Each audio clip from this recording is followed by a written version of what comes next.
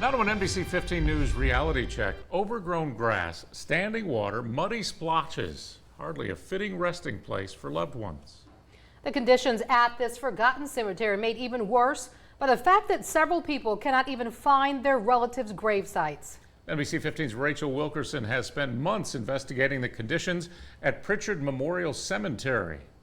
The second local cemetery now involved in a criminal investigation.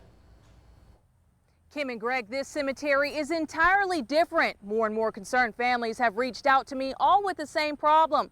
They say their loved ones are lost out here.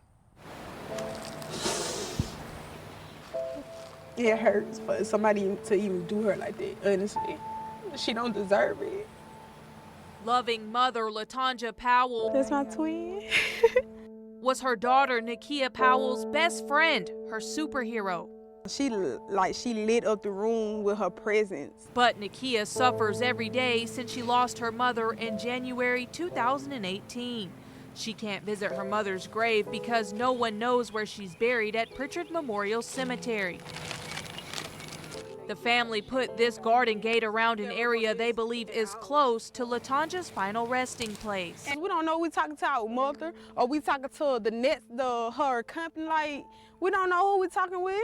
We could be talking to the grass for all we know. She's far from the only one feeling that anger, that pain over their loved one's missing gravesite. Josie Shelton was married to her beloved husband Robert for 36 years. She's been searching for his gravesite for 13 long years. I couldn't tell you where my husband at today. It's been even longer for Jaquel Bridges. She spent her entire adult life not knowing where her father, Michael Bridges, is buried. My father, that's located out there somewhere, I have no clue where he's located at. Then there's Kalia Connor. Nobody can find my dad, nowhere. So I'm just wondering, like, where's my father? And Brenda Kidd, who can't find her husband's grave. All I want to know is, where is John? When you first arrive at Prichard Memorial Cemetery, you'll see this sign stating it's an at-will cemetery. It says all families must maintain the proper location of their loved one's grave. There is no caretaker nor section for the cemetery. But you can't maintain what you can't find, and there's no catalog of grave sites at this forgotten cemetery. That's what it is. Seems like everybody forgot about this cemetery. It's just like a throwaway cemetery. The grass is maintained near some grave sites, but you can see most of the property is filled with tall grass. Loved ones struggle to walk through In a walkway where you can go walk. while paying their respects. It's just awful. This is a bad place to have a relative to be buried. The women tell us the graves were originally marked with wooden stakes, lost to time and the elements. Josie says her husband is supposed to have a headstone. You don't even know where his headstone is, stick that's supposed to be in the, you can't locate none of that. These families used different funeral homes years ago. Now they can't find anyone who owns the cemetery or, most importantly, the burial records. I've been trying to find an answer for somebody to tell me something about this cemetery. Powell says she regrets burying her mother here. For her, this forgotten cemetery is a lost cause. I just wish I could do it again. I promise you I wouldn't decide this. I promise. We found out burials are temporarily shut down at this cemetery because there's another criminal investigation going on.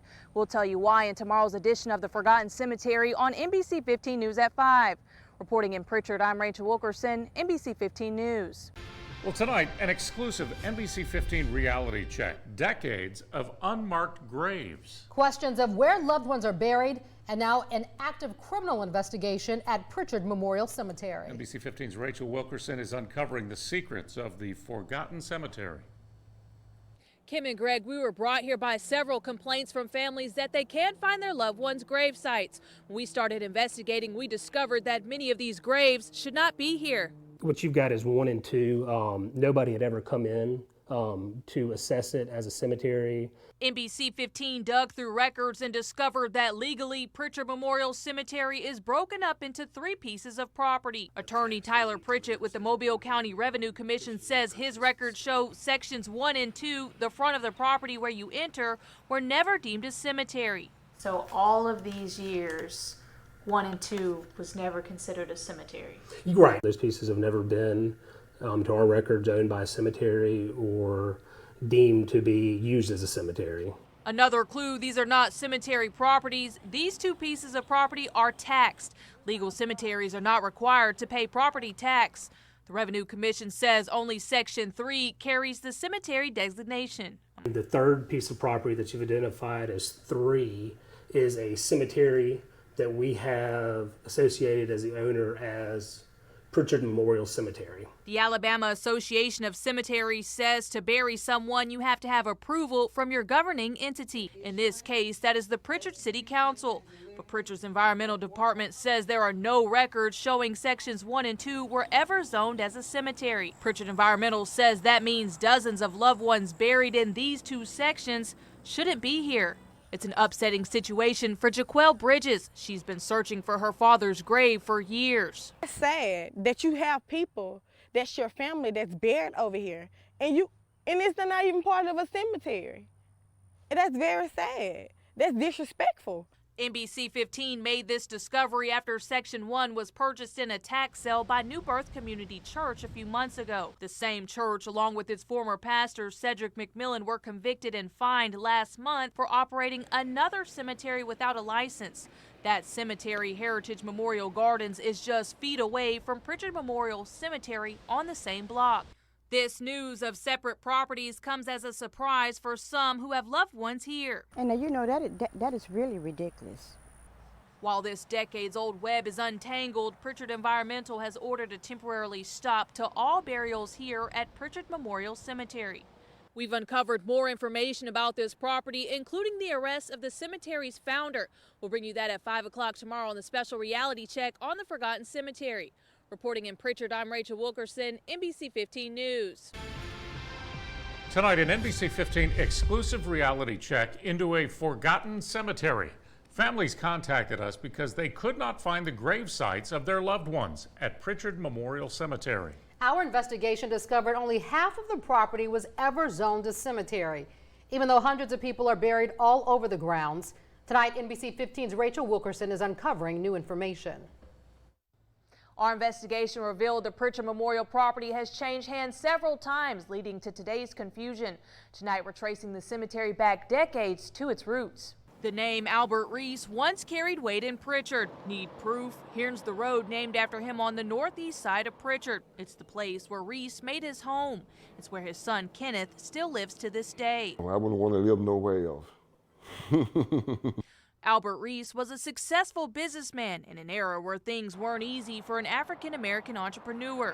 He established Reese Funeral Home in 1974, a business which still bears his name, although it's no longer in the family. Reese had plans, big plans. He asked the city of Prichard to allow him to start Prichard Memorial Cemetery on a plot of land off Stile Avenue. It was for people who really didn't have a whole lot of money to pay for the expensive grave spaces. You know, they could always go to Prichard Memorial and afford the grave spaces. You know, that was his dream, really, to help people who didn't have a whole lot of money. But the city council didn't approve of Reese's plan. The mayor and the council went back and forth with Albert Reese for years over health inspections and all the other requirements to legally establish a cemetery. Records show Albert fought back. I guess the dream he had, and you know, he wanted to help people, that he wasn't going to back down. He wasn't going to let nothing stop him. Albert carried out his plan without the approval of the city. He started burying people on this land.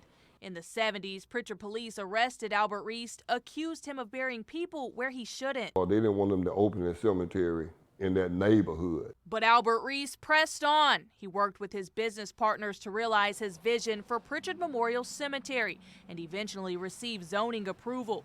Kenneth Reese, Albert's son, worked for years as a gravedigger there. When the cemetery was first opened, we was buried in the back of the cemetery. Today, hundreds of people are buried at Prichard Memorial. An NBC 15 investigation discovered only half of this land was ever zoned for a cemetery, Section 3 on this map. I could never remember digging a grave like in the front of the cemetery.